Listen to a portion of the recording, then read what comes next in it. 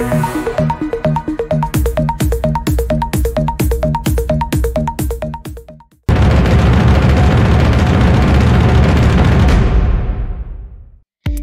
sejahtera, bersama saya Danisha Ganesh dan saya Harshika mewakili TVPSS Vajra SJKT Durian Tunggal.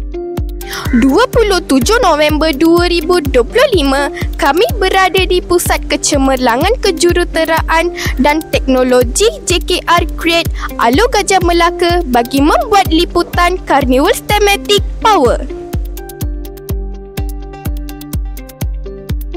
Tiap sudut disusun dengan tema tematik yang unik dan menarik, bertujuan mengukuhkan pemahaman murid melalui aktiviti berasaskan hands-on dan pembelajaran interaktif.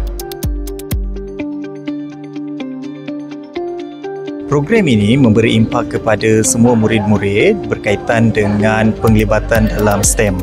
Okey, jadi di sini kita telah menjemput daripada Petronas, daripada JKR untuk berkongsi dengan semua murid berkaitan dengan laluan kerjaya di dalam STEM.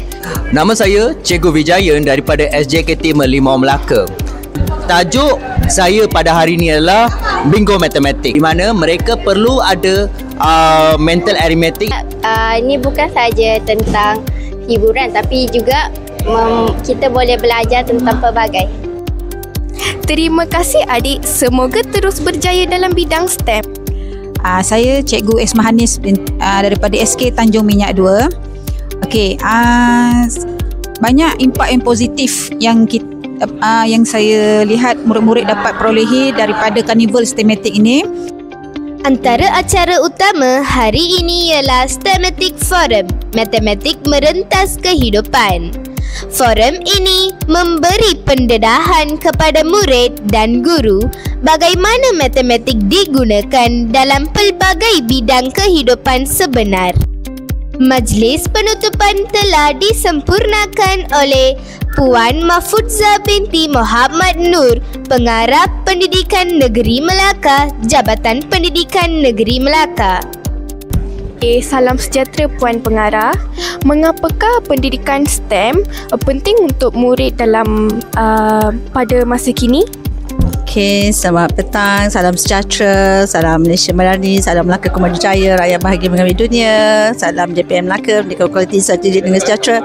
Okey, terima kasih anak-anak dari SJKT Durian Tunggal. Okey, baiklah, pada hari ini adalah program Stematic, iaitu di mana kita menekankan STEM sebagai satu pendekatan di mana anak-anak terutama fokus kepada subjek matematik. Okey, kita harap anak-anak berminat.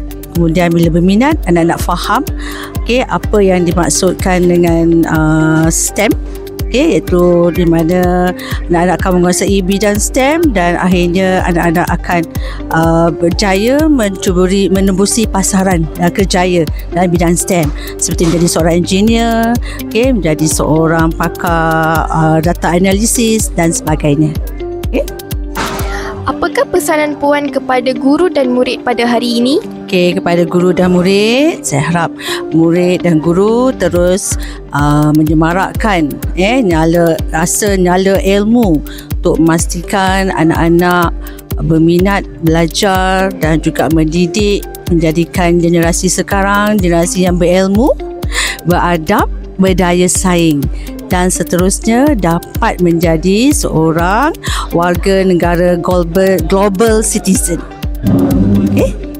Terima kasih Puan. Sama-sama. Semoga usaha yang ditunjulkan hari ini menjadi inspirasi sekolah-sekolah lain dalam memperkukuh STEM. Powering Knowledge Melaka Future Talent. Di sinilah bermula perjalanan inovator muda, pemikir masa depan dan pencipta teknologi. Kami dari TVPSS Vajra SJKT Durian Tunggal berbangga dapat membuat liputan acara hebat ini. Jumpa lagi dalam liputan seterusnya.